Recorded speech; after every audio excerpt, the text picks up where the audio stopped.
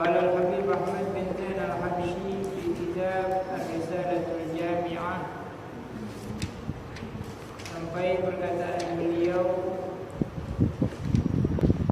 Bismillahirrahmanirrahim. Di pelajaran yang lalu kita telah menjelaskan kalimat bismi. Ya, coba aja dong. Bismillah.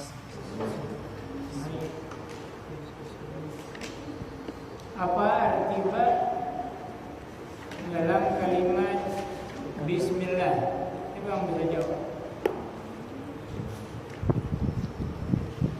Dengan nyontek.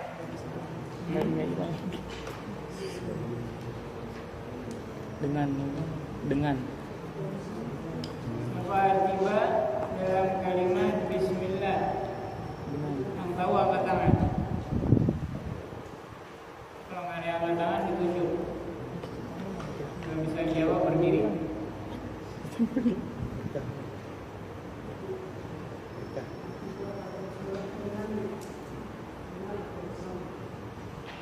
Betul. Apa salah? berkah.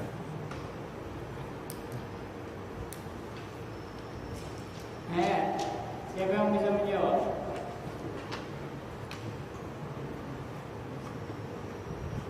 Ustaz. Dengan berdiri. Ini.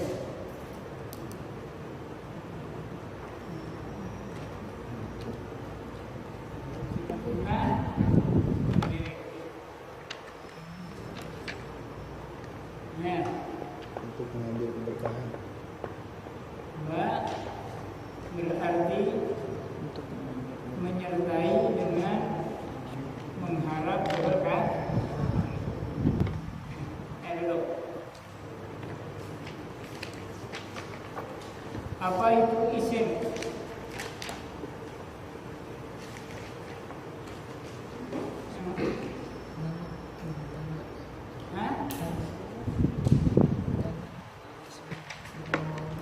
Nama atau tanda, benar.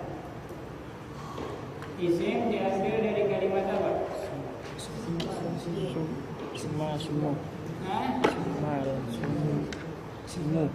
Yang tahu angkat tangan, jangan semuanya.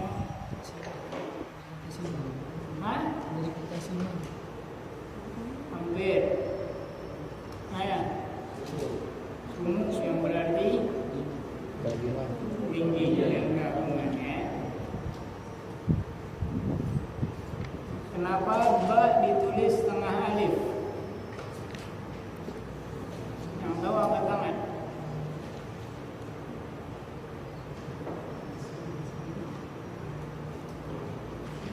Mengganti dari alif pada kalimat isim. Mengganti dari alif pada kalimat. Kenapa alif pada kalimat Bismillah nggak ditulis?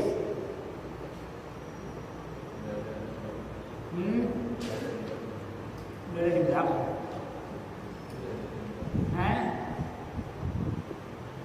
Kenapa alifnya nggak ditulis? Nggak ada yang baca apa nggak ada yang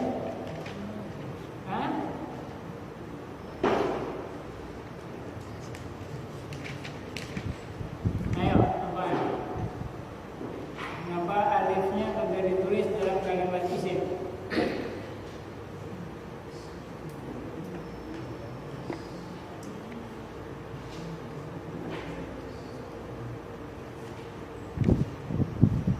Kenapa? Nggak ada yang tahu.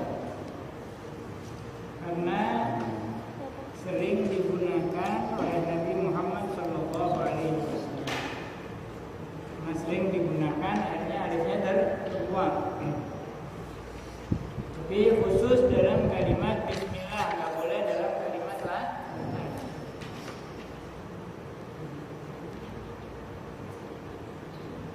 Nabi bersabda, setiap perkara yang diperhatikan oleh syariat tidak diawali dari Bismillah berarti sedikit keberkahannya. Ada 3 hal yang keluar dari kalimat diperhatikan oleh syariat. Apa aja? Coba tahu.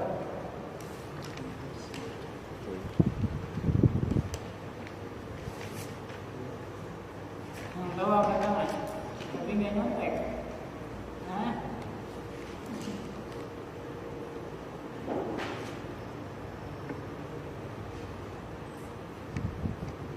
baik, kalau gitu minggu depan harus begitu talim dimulai bukunya ditutup. Pelajaran yang lalu dan yang saat ini dipertanyakan. Yang nggak tahu berdiri. Berdirinya lama, tadi masih baik. Jadi kita belajar, pulang nggak sia-sia. Belajar pelajaran yang lalu, minggu sekarang udah lupa. Ntar minggu depannya lagi, yang sekarang lupa. Nah, ini kita belajar untuk pintar, bukan belajar untuk iseng. Sehingga waktu malam Kamis ini, ya kita perhatiin benar-benar, nggak pakai ada udur apa. Kecuali memang darurat, nggak bisa hadir, memang darurat. Baik.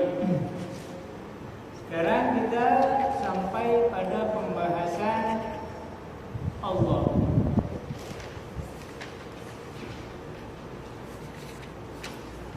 Allah adalah bahasa Arab menurut pendapat terkuat.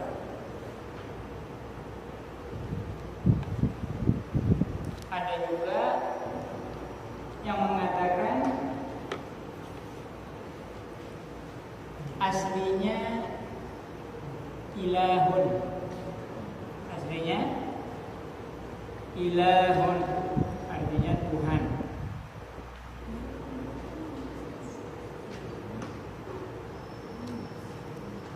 Kemudian ditambahkan alif lam ta'rif. Kalau bahasa Arab itu kalau ditambahin alif dan lam berarti pasti. Kayak misalnya rajulun, laki-laki. Tapi laki-lakinya ini masih gelap, siapa yang dimaksud? Tapi kalau misalnya ja'ar rajul, datang seorang laki, sudah ketahuan laki-laki yang dimaksud dipastikan. Ilahun, Tuhan. Kemudian ditambahin alif dan lam jadi al-ilahu.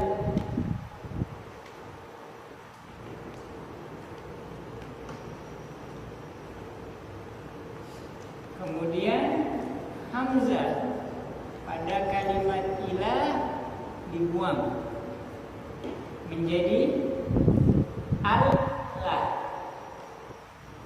Ya, menjadi Allah. Kemudian diberi tasydid dan diberatkan bacaannya menjadi Allah. Setiap muslim seharusnya bisa menyebut lafaz Allah. Jangan Allah ataupun Allah. Allah. Jangan Allah. Karena kalau dia nggak fasih dalam kalimat Allah, maka dia nggak boleh jadi imam. Karena takbirnya nggak fasih. Juga banyak sekarang orang yang mengatakan bahwa Wali Songo itu dari India. Betul nggak? Tentang Gujarat, India. Padahal aslinya mereka adalah dari Hadramaut. Singgah di India, kemudian meneruskan perjalanannya sampai ke Indonesia. Buktinya apa kalau mereka orang Hadramaut? Andai kata Wali Songo itu orang India, pastinya mayoritas di Indonesia mazhabnya Hanafi kayak di India. Ya apa enggak? Kita ke India nyari mazhab Syafi'i susah. Seperti halnya orang India ke Indonesia nyari mazhab Hanafi susah. Itu alasan pertama. Yang kedua, andai kata Wali Songo itu aslinya dari India, pasti dalam penyebutan lafaz Allah kita nggak seperti orang Hadramaut, nggak seperti orang Arab, tapi kayak orang India. Allah. Pernah dengar nggak orang India ada? Asyhadu an la ilaha illallah. Bukan asyhadu an la ilaha illallah. Di Indonesia illallah apa illallah? Illallah. Masa orang Wali Songo apa mungkin lebih pintar dari gurunya ya? Nah, ini menunjukkan bahwa Wali Songo itu dari Arab. Dan pastinya dari Hadramaut dengan nasab mereka yang jelas dan pasti sampai bersambung pada Amrul Faqih, pamannya Faqih Al-Muqaddam Muhammad bin Ali Ba'alawi yang dikuburkan di zaman dan terus bersambung sampai Nabi kita Muhammad sallallahu alaihi wasallam. Allah itu apa? Allah sesuatu atau bukan?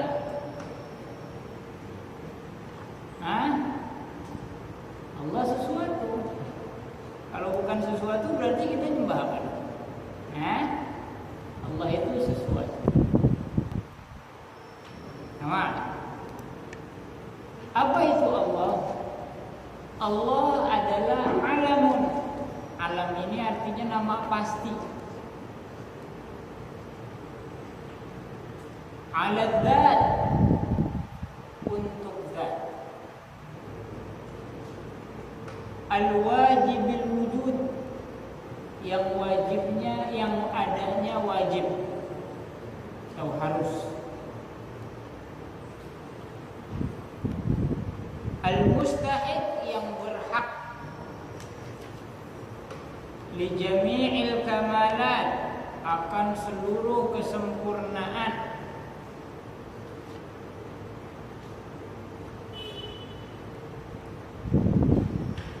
Al-munazzah, dan suci. An jami'in naqais, dari segala kekurangan. Mana bukunya bapaknya? Kenapa nggak bawa? Depan nggak ada maaf ya. Jadi kalau perang harus bawa pedang. Perang tangan kosong, ngarepin musuh ngasih.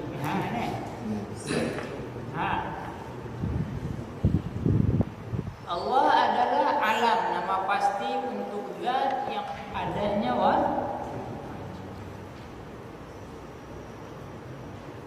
selain Allah adanya itu jaiz, boleh. Kayak kita adanya kita di dunia ini boleh apa wajib apa harus? Boleh. Kalau Allah mau cintain alhamdulillah ya. Kalau enggak ya udah nggak usah protes. Ya.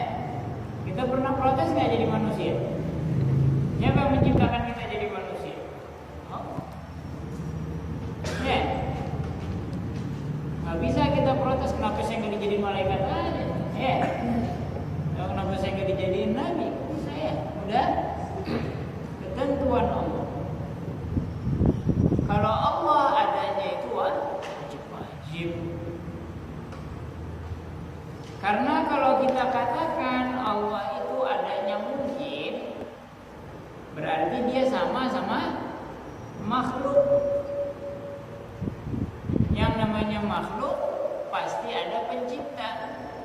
Nah kita tanya yang nyiptain Allah siapa? Ada pokoknya katanya. Misalnya ada orang mustasyrikin, pokoknya ada. Kalau dia bilang namanya si A, berarti si A adanya wajib. Oh enggak juga, boleh juga. Berarti si A juga sama makhluk. Siapa yang ciptain si A? Oh si B. Si B juga begitu, si C, si D terus. Menurut hukum akal kita ingin memberikan hukum untuk akal itu nggak bisa kepada sesuatu yang ngambang, karena hak akal tidak akan bisa menghukuminya. Akal itu akan memberi hukum setelah ada titik pasti. Ya, setelah ada titik pasti. Kalau yang menciptakan Allah nggak ada, berarti yang menciptakan Allah nggak ada. Dan yang berani mengatakan bahwa Dia adalah pencipta hanya Allah. Dan dikuatkan dengan nabi-nabi yang berjumlah 124.000. Setiap nabi mengatakan bahwasannya la ilaha illallah.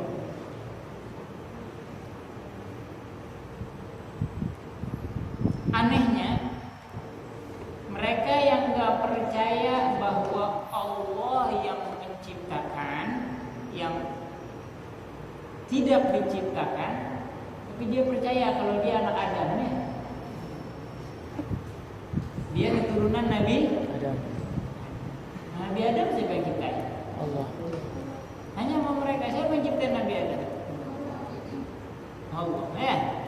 Allah yang menciptakan. Kenapa Nabi Adam lo percaya jadi anak Adam tapi nggak percaya pencipta? Pokoknya itu kan katanya, ya, itu kan? Katanya. Udah gini aja, ya. Bedanya makhluk, ya. Kita katakan bahwasannya bukti adanya Allah itu adanya dunia. Adanya Allah, adanya. Berarti mereka akan mengatakan apa? Berarti kalau Allah nggak ada, berarti kalau dunia nggak ada, Allah nggak ada. Seperti halnya maka mereka ya, kan mereka kan mainnya logika ya. Seperti halnya nggak mungkin ada jejak kambing kalau nggak ada kambing yang lewat. Betul apa enggak? Ya kan? Berarti kalau dunia nggak ada, Allah nggak ada dong. Mungkin kalau kita bakal terpancing ya. Tapi kita katakan ya, kita nggak bisa mengingkari dunia yang ada, karena kita merasakan dan menyaksikannya. Dan setiap yang dirasakan dan disaksikan berarti di sana ada pencipta. Dunia ini adanya dari sononya, nggak perlu Allah. Ya ini orang-orang mustasyrikin, apa disebutnya? Ateis ya. Maka kita bilang setiap sesuatu yang menerima perubahan pasti menerima penghabisan. Kayak kita ya. Apa tahu keluar pada begini nih dari perut emaknya. Apa dari orang perut? Berubah gak gitu? Setiap yang berubah pasti menerima penghabisan. Dan setiap yang menerima penghabisan pasti memiliki permulaan. Dan setiap yang memiliki permulaan harus ada pencipta. Yang menciptakan adalah Allah. Begitu juga dunia. Dunia ini berubah nggak? Berubah. Bakal ada kiamat kan? Pasti. Bahkan orang-orang di luar Islam pun sudah menganalisa ya, bakal terjadi kiamat, bakal hancur ini bumi semua ya. Daripada mulai percaya. Kalau kita umat Islam dari sejak lahir kita tahu adanya kiamat, bahkan kita harus beriman akan hal tersebut. Kalau dunia memiliki akhir, pasti memiliki permulaan. Siapa yang menciptakan dunia? Kalau ada permulaan pasti ada pencipta. Penciptanya siapa? Allah. Dulu Imam Abu Hanifah pernah berdebat sama orang mustasyriqin. Masalah apa? Masalah seperti ini. Panjang lebar Imam Abu Hanifah nerangin dia tetap nggak percaya. Model kayak gitu nih, oh, teka. Kata Imam Abu Hanifah, ya sudah, sekarang udah malam, besok kita ketemu lagi. Enggak, kalau besok mau ketemu lagi gitu, dia syarat. Ajak semua murid kamu dan saya akan mengajak semua kelompok saya. Siapa yang kalah harus ikut yang menang. Gimana, setuju nggak? Kata Imam Abu Hanifah, baik, boleh. Misalnya janjian besok jam 10.04 ya, di lapangan kumpul murid Imam Abu Hanifah datang, muridnya dia juga. Jam 10 kurang 5 menit Imam Abu Hanifah belum nongol. Akhirnya ini apa, si mustasyriqin ini bangga. Dia tuh Abu Hanifah ngecut, takut karena dia pasti kalah, dia belum datang sampai sekarang. Muridnya udah pada ketawain, pas jam 10 datang Imam. Oh maaf saya telat, hampir telat. Oh datang kamu, ternyata saya kirain takut. Kata Imam, maaf saya tinggal di belakang di seberang sungai. Saya datang hampir telat ini karena saya nunggu perahu nggak lewat. Tiba-tiba saat saya nunggu, tiba-tiba ada pohon yang jatuh, kemudian terpotong-potong, terus nyatu jadi perahu. Akhirnya saya naikin. Diketawain Imam Hanifah ya. Kamu perlu bohong, dipikir katanya. Mana mungkin perahu jadi sendiri? Kata Imam Hanifah, perahu yang kecil aja nggak mungkin jadi sendiri, gimana dunia yang besar? Ya, maka diamlah orang mustasyriq. Ini kepintaran Imam Abu Hanifah. Lalu di zaman Imam Abu Hanifah ada orang Syiah mencaci maki Sayyidina Utsman bin Affan. Caci maki sahabat Nabi, Sayyidina Abu Bakar, Sayyidina Umar, Sayyidina Utsman, dicaci maki oleh Syiah. Saat itu murid Imam Abu Hanifah kaget dengar ustaz ini ngomong ngaco. Datang muridnya kepada Imam Abu Hanifah, ya Imam, saya tadi hadir di sebuah pengajian, ternyata isinya mencaci maki para sahabat. Saya baca dicaci Sayyidina Abu Bakar, Sayyidina Umar, Sayyidina Utsman. Siapa dia? Itu ustaznya. Dia sama Imam Abu Hanifah. Tahu Imam Abu Hanifah dia punya anak perawat. Datang Imam Abu Hanifah, enggak langsung, kamu kenapa caci maki? Akhirnya jadi berantem ya. Orang sekolah, oh si Allah ini si Allah, ngapain? Kasih Pak pandangan. Lihat bagaimana triknya Imam Abu Hanifah menyadarkan Syiah ini. Datang Imam Abu Hanifah, Assalamualaikum, Waalaikumsalam, biasa adanya. Berubah, apa kalau depan ulama belaga baik, di belakangnya caci maki sahabat. Oh Imam Abu Hanifah, betul, ada apa nih? Ini kawan kemuliaan bagi saya kedatangan kamu Abu. Kata Imam Abu Hanifah, aku dengar kamu punya anak perawat. Betul Imam Abu Hanifah. Ini ada orang, Masya Allah tampan dan kaya raya, ingin meminang anaknya. Oh dengan senang hati Imam. Udah tampan kaya, oh dengan senang hati. Dengan senang hati. Kata Imam Abu Hanifah, tapi ada tapinya. Apa tuh? Dia kafir. Astagfirullah Imam katanya. Anak saya kamu kawin sama orang kafir. Kata Imam Abu Hanifah, kenapa kamu gak mau? Bukankah kamu bicara tadi bahwa Sayyidina Utsman itu kafir? Siapa yang dinikahin sama Sayyidina Utsman? Anaknya Rasulullah. Apa Rasulullah? Apa kamu lebih mulia dari Rasulullah? Nah, Rasulullah ngasih putrinya ke kafir dan kamu gak mau, kamu lebih mulia dari Nabi Muhammad? Sadar. Betul juga. Akhirnya dia taubat dan kembali ke jalan ahli sunnah wal jamaah. Nah, jadi pakai apa? Pakai sesuatu yang apa?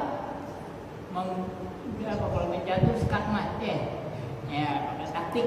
Jangan apa? Jangan. Kalau kita membakar apa? Membakar emosi dia, yang ada berantem. Nggak bakal menyadarkan orang. Dan umumnya di Indonesia ini para Syiah Para Wahabi adalah orang-orang awam yang kagak ngerti apa-apa. Tinggal dikasih pemasukan sedikit, insya Allah balik. Gak usah langsung dicaci maki, akhirnya dia tambah menjadi jadi. Nama Syiah dan Wahabi itu sesat. Ya, menurut pandangan kita ahli sunnah, Syiah dan Wahabi sesat. Gak pakai Syiah sesat, Wahabi benar. Enggak, dua-duanya kebenaran. Nama dua-duanya enggak benar. Cuman taktik kita bagaimana untuk menyadari mereka, kasih pemahaman. Paham? Allah adalah zat yang adanya itu yang berhak atas segala kesempurnaan.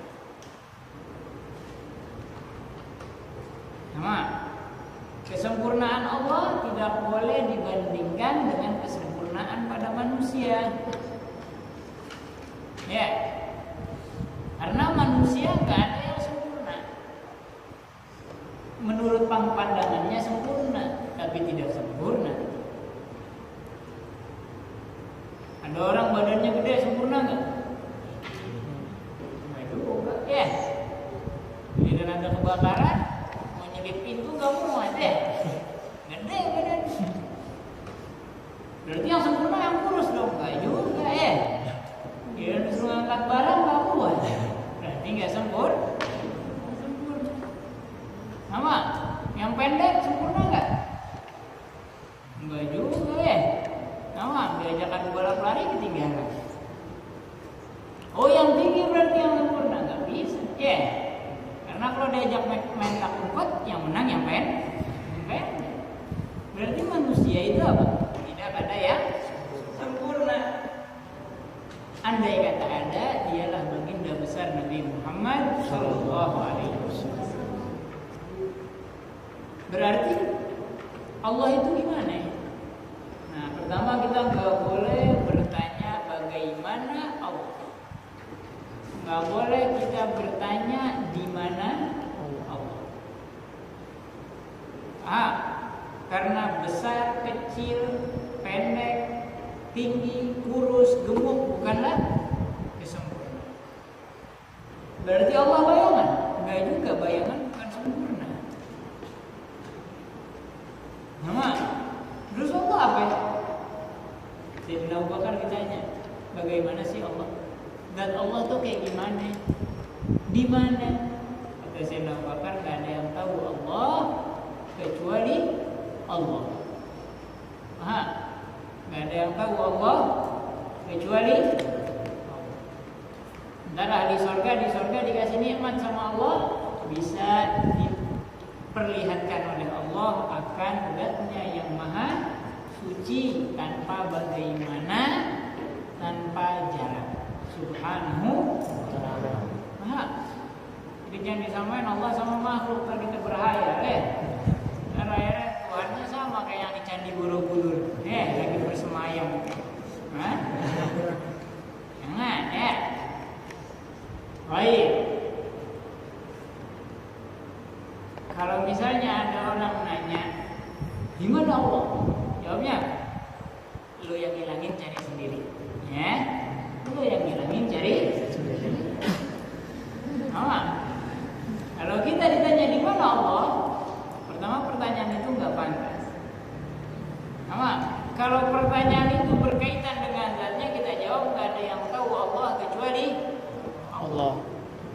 Tapi kalau pertanyaan itu berkaitan dengan kekuasaannya, sifat-sifatnya dan nama-namanya, maka kita katakan Allah berada di mana-mana. La ilaha illallah al-wujud fi kulli makan. Tidak ada Tuhan melainkan Allah yang ada di mana tempat. Apa yang adanya? Yang adanya yang dimaksud apa? Kekuasaannya, sifat-sifatnya, nama-namanya, bukan zatnya. Ya.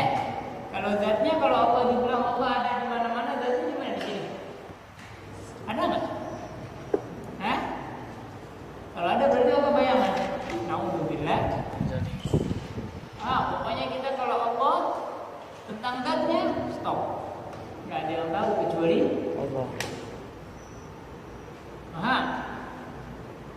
Dan Islam menuntut kita mengenal nama-nama Allah dan sifat-sifat Allah, bukan mengenal zat Allah.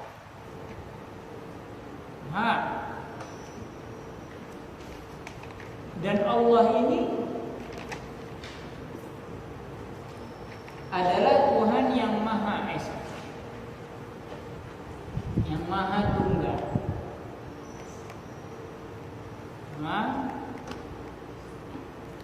Saking dari bukti keesaan Allah Subhanahu wa taala, tidak ada makhluk manapun yang diberi nama Allah. Ada yang bisa. Ya. Baru namanya, apalagi kan? Banyak orang yang mengaku Tuhan atau yang dituhankan, tapi yang diakui oleh Tuhan, yang diakui sebagai Tuhan yang esa hanya Allah Subhanahu wa ta'ala. Ada orang bilang Yesus Tuhan. Yesus yang mana nih? Hah? Yang di gereja apa? Gereja B soalnya banyak, ya. Yang di kalung apa yang di cincin? Soalnya Pak. Ya. Sama. Yesus itu dianggap Tuhan oleh rakyat.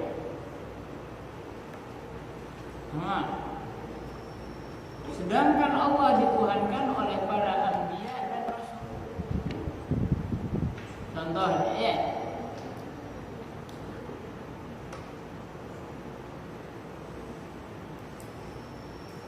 misalnya Panji diangkat sama para kopral ABRI, diangkat sebagai pimpinan jenderal. Kira-kira di Institut Keabrian dianggap nggak? Di TNI dianggap nggak Panji sebagai jenderal? Dan dianggap orang yang ngangkat kopral semua ya. Tapi siapa yang mengangkat biar dianggap? Yang mengangkat juga atasan. Dan Allah ini cuma apa? Gambaran dekat ya. Tapi kalau Allah mau diangkat sama Nabi, mau kagak tetap tuh Tuhan. Karena Nabi adalah makhluk dari makhluknya Allah. Andai kata sedunia mentuhankan satu orang, tetap aja bukan tuh Tuhan. Sama. La ilaha illallah. Artinya kita beruntung ya. Beruntung Tuhan kita Allah, Nabi kita Nabi Muhammad, agama kita Islam.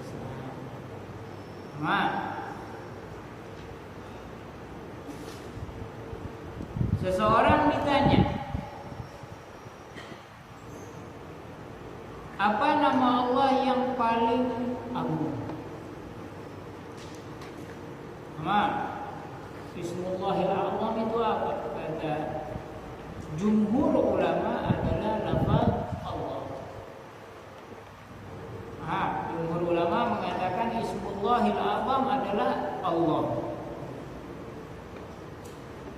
Kata Imam Nawawi, nama paling agung bagi Allah adalah Ya Hayyu Ya Qayyum.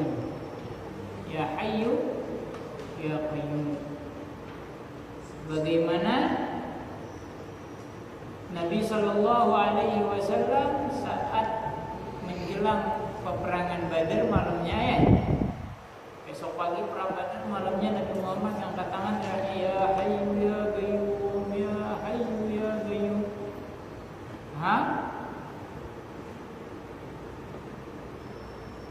Dan menurut salaf, ya menurut para aulia, Ismullahil A'zam adalah al-himmah, semangat.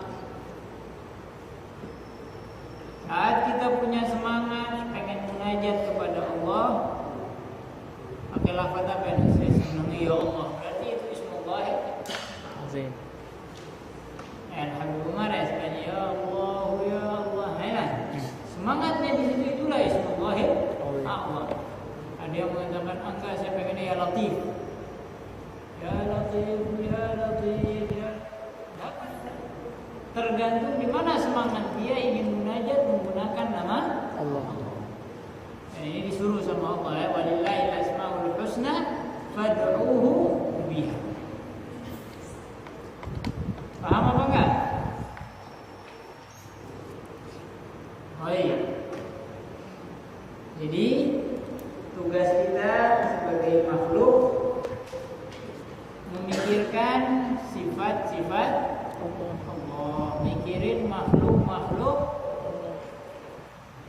yang berkaitan sama Allah cuman sifat dan namanya, zatnya enggak, bukan urusan kita.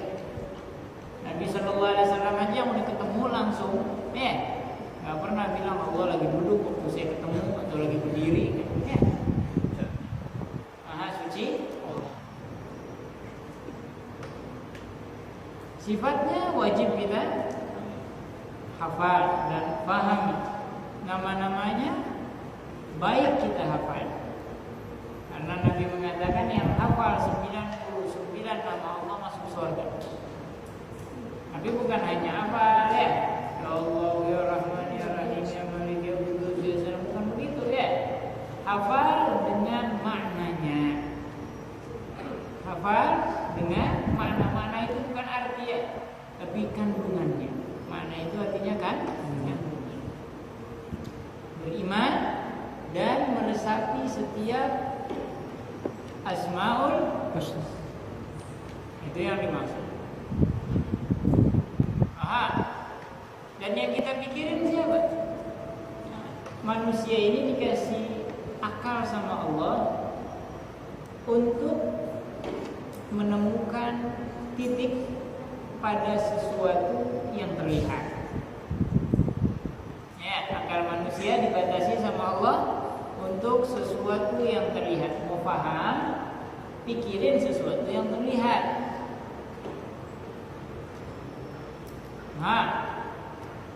Maka kita disuruh untuk mikirin makhluk-makhluk Allah. Dan makhluk Allah itu terbagi menjadi dua. Ada yang ghaib, ada yang syahadah. Ada yang terlihat, ada yang tidak. Yang terlihat boleh kita mengkajinya sampai mendapatkan ilmu tertentu. Dan itu kita dikasih hak sama Allah. Bisa. Makanya ada astronomi ya, ada dokter, ada insinyur, karena pekerjaannya yang terlihat.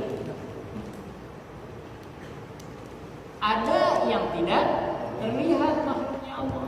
Ini perlu diimanin aja, nggak perlu dicari.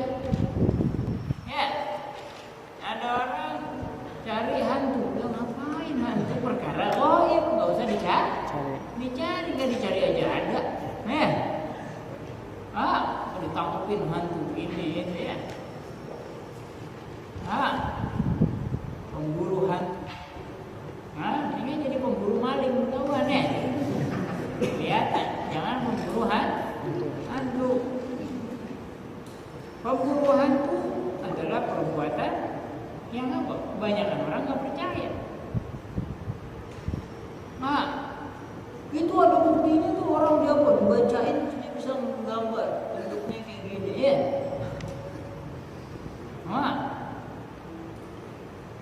Ketahuilah bahwasannya yang namanya hantu gentayangan itu nggak ada. Ya, ada orang mati hantunya gentayangan tuh ya, kayak dulu film Susana ya. Ada sundel bolong, itu bohong. Itu adalah jin. Orang meninggal, ya, dikubur, rohnya ada yang dapat nikmat, ada yang dapat siksa, antara dua. Gak ada yang lepas balas dendam.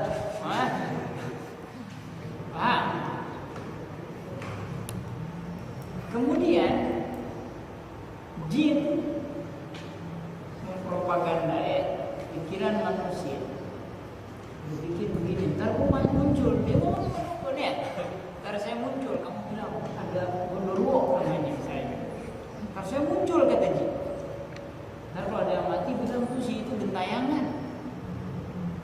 matinya penasaran, dicari tuh orang yang mati penasaran, jin berubah. Dukun tahu ini jin. Emang udah kerja sama. Sama. Akhirnya terbangunlah kepercayaan pada sebuah negeri atau daerah. Begitu orang udah percaya, jin udah enak mainnya ya. Ntar ada yang belaga jadi pocong ya. Ada pocong. Jadi itu jin. Ada yang belaga jadi sundel bolong.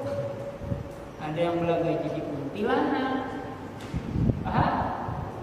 Nah, mau bukti bahwa itu adalah jin, bukannya setan gentayangan. Buktinya apa? Buktinya setan di Indonesia nggak sama setan Cina. Ya kan? Andai kata setan itu sama, pasti di Cina juga ada sundel bolong. Tapi nggak ada, adanya COVID. Dan setan Cina nggak sama setan Amerika. Setan Amerika Dracula, ya kan? Nah ini menunjukkan itu permainan jin. Kalau andai kata setan itu sama, bentuknya akan semuanya sama. Ini permainan jin. Makanya kita nggak usah takut. Yang terpenting jin itu ada. Di sini juga ada jin. Yang terpenting kita jangan ganggu jin, ya, dan jangan nantang jin. Ada orang kadang-kadang lupa, aku nggak takut, akhirnya dikerjain, sambetnya. Jadi kita jangan takut dan jangan nantang, gitu Bapak. Normal. Ibaratnya jin bagaikan preman yang nongkrong di terminal. Kalau kita takut, misi Pak, misi minta duit, ya kan? Itu preman. Kalau kita takut, diinjak gitu kan? Itu juga jin. Kalau kita takut ada jin, ada setan, ditakutin. Kalau kita nantang, mana preman sini, ayo berantem sama gua. Ayo ya, namanya preman, diajak berantem, ayo. Nah kita nantang jin juga bakal melawan. Tapi kalau kita jalan di terminal depan preman, cuek aja, nggak takut, nggak nantang, nggak sok. Itu preman juga bingung mau ngapain orang ya, stopin, dia nggak takut, mau apa, diberhentiin, dia kagak nantang, biarin dah. Begitu juga dengan jin. Makanya Nabi Shallallahu Alaihi Wasallam ngasih kita apa? Ajaran. Kalau misalnya ada binatang buas seperti ular misalnya, masuk rumah kita, jangan langsung dibunuh.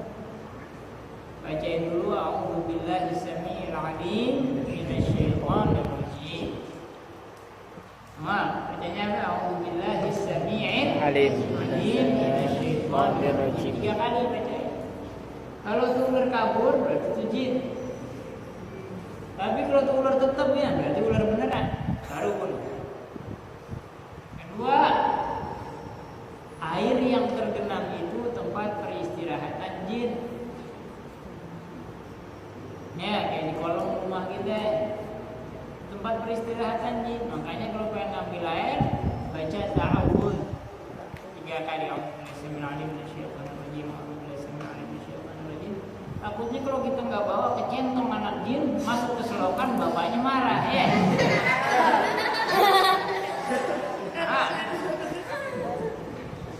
Dan yang ketiga, kalau buang air panas, jangan panas-panas buang ke selokannya, karena itu tempat-tempatnya jin.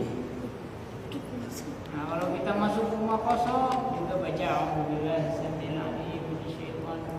ya, karena di situ ada penghuni jin, itu jumlahnya lebih banyak dari kita. Karena umurnya jin itu ribuan tahun.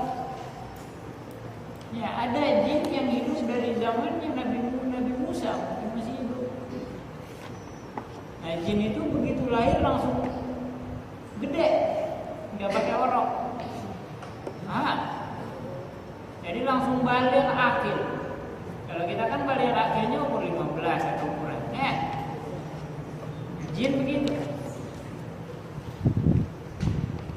Maka dari itu jangan apa? Jangan sembrono jadi orang. Masuk rumah, assalamualaikum. Kalau ada orang, kalau nggak ada orang, assalamualaikum wa ala ibadillahis sholihin.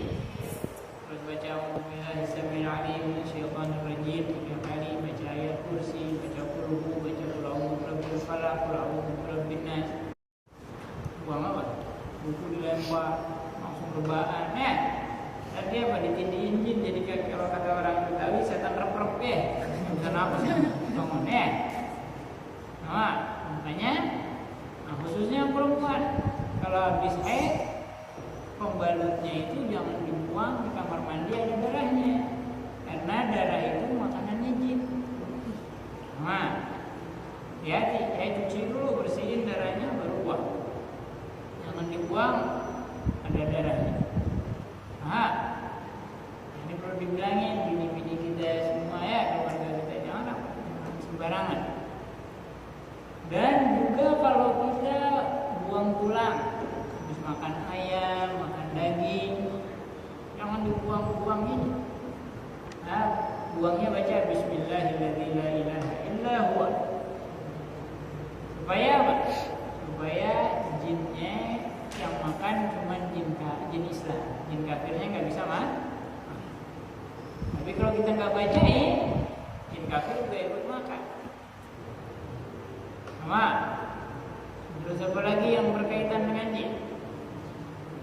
Kalau buka baju di kamar mandi lagi mau mandi, ya, begitu buka baju baca Bismillahirrahmanirrahim.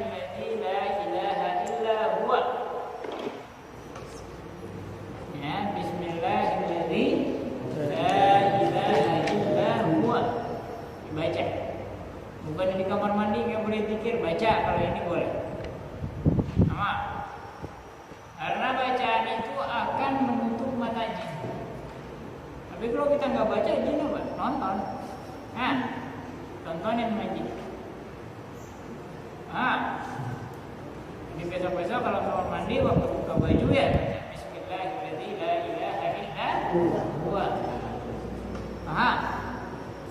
Paham apa enggak? Ini pelajaran hari ini kalau ditanya minggu depan baru bisa jawab. Insyaallah. Kalau ditanyain bacaannya apa? Paham ya? Pokoknya murojaah. Jangan minggu depan kosong lagi.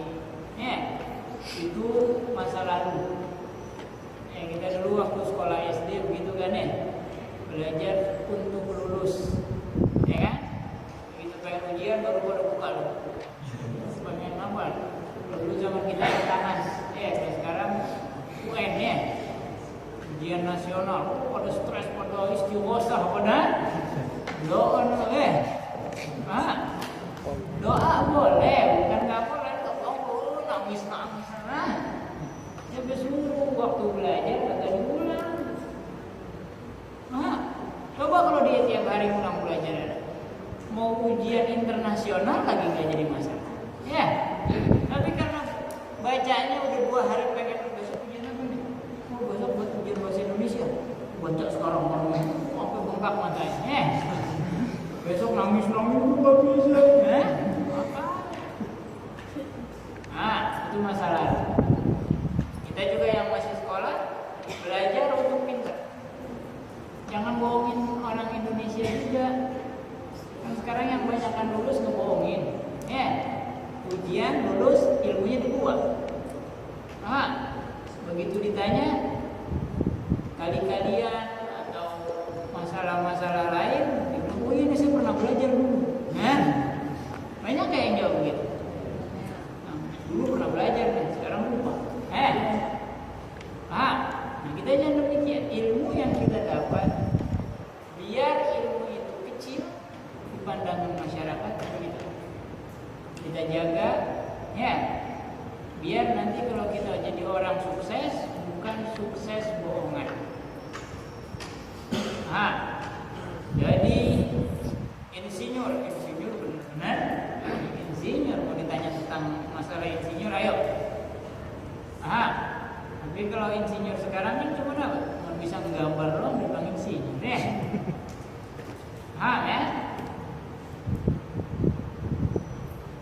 Lihat kayak B.J. Habibie ya. B.J. Habibie ya, benar-benar orang ahli Kapal. bikin pesawat dia bisa. Coba sekarang insinyur sekarang yang di bagian elektronik bikin pesawat dulu udah ya. Dan dasarnya semua diajarin Pak, tapi mereka belajar bukan untuk pintar, tapi belajar untuk lulus. Begitu lulus dapat ijazah kerjanya bohongin rakyat. Dari awalnya jadi bohong apalagi depannya. Jadi mau pelajaran agama, mau pelajaran dunia, kita belajar untuk itu. Apaan belajar, ngapain belajar? Biar apa? Biar Pintar. bukan biar lulus, biar pintar. Iya.